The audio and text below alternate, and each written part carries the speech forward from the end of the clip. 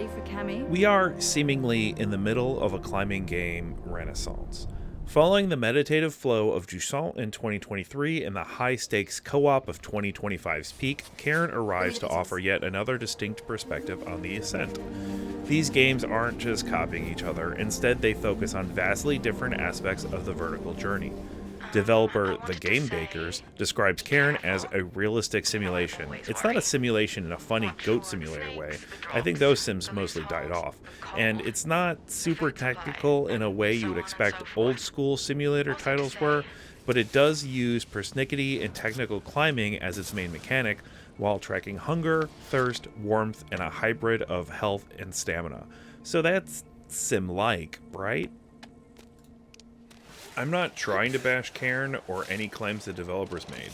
In fact, outside of dedicated survival games like The Long Dark, I haven't had such high stakes as I did in Cairn. Even if you have a route plotted out, you can make a mistake that ends with you falling to your death. And even if you're not playing in permanent death mode, dying can set you back a long time because of how sparse the save points can be. One lapse of judgment or a moment of being impatient can quickly lead to a slip and deadly fall. The first thing I'm going to talk about is the climbing mechanics, because that's what sets Cairn apart from its contemporaries. Cairn employs a system that requires you to place one limb at a time. It's simplified by having the limbs selected sequentially, automatically, and being placed with a single button. For ultimate control, you can even select limbs individually, though that feels a bit unwieldy. Unlike climbing in other games, where your character will snap onto handholds automatically, Cairn requires you to carefully place your hands and feet manually. That means having to reach for handholds and hope the ledge you're putting your foot on is wide enough.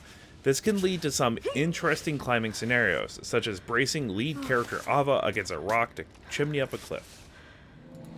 Okay. This also leads to some hilarious limb contortions and leg placements. Before I got really good at climbing, I would frequently have Ava going into what can only be described as a crazy leg state. This happened often enough that my observing wife started calling Ava old crazy legs. She's not entirely wrong, but just because the climbing can lead to some meme-worthy moments doesn't mean it doesn't feel good in a tactile way, which it does. In fact, I found myself so engrossed with placements and handholds that I was holding my breath until Ava was able to get to the next ledge or place a vital hit. That doesn't mean the climbing is perfect, however. Some of my biggest frustrations came from Ava being unable to realize she's standing on a ledge. So instead of rising to her feet, she is stuck crawling and grasping when a normal person would just stand up. I lost significant progress once because Ava became exhausted while not realizing she was on a perfectly solid flat ledge, which led to her going into a ragdoll state and rolling slowly off of the cliff. It would have been tragic if it wasn't so hilarious looking. At worst, climbing can feel like QWOP, but once you acquire good rhythm and understanding of how it works, it's fantastic. Cairn isn't just about the climb, it's about the metabolic cost of the ascent. To keep Ava alive, you have to manage hunger, hydration, and exhaustion, often by scavenging supplies from the packs of dead climbers or rooting through garbage left by previous expeditions. This brings me to my main issue with the game's realism, Ava's baffling lack of preparation.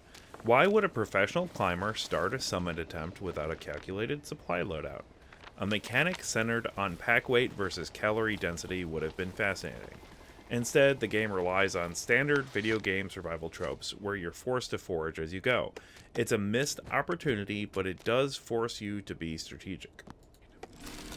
The game isn't only about survival either. It's about Ava, who's going through her own emotional journey.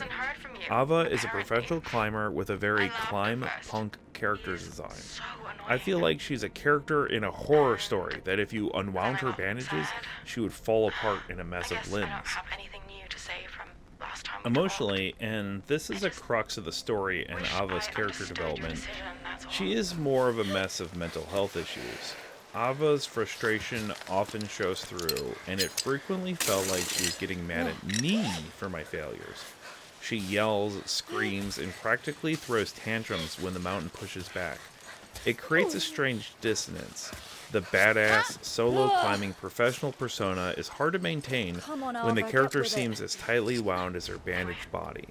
While this volatility is clearly an intentional narrative choice to show her unraveling, it can be off-putting to watch a supposed expert lose her composure so consistently.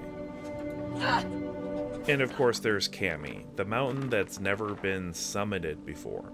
The mountain itself has stories to tell, and they're mostly told through encountering escaping historical that sites, house. coming across letters left behind, or finding dead climbers. For a mountain that's never been summited, there is crap everywhere.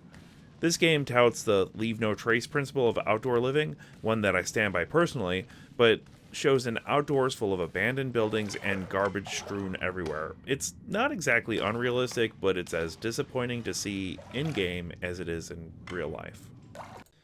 All I ever Cairn wanted isn't a was perfect game, to touch but it's a game that eternity does a good for job an of instant, balancing emotional impact and climbing gameplay. to reach That one of those requires rare patience and moments of attention to bliss, detail. I'm still where not everything 100% seems in its sold on the place. climbing mechanic, but I really like the idea behind it. Maybe a sequel or another game will take the idea and make it work a bit better.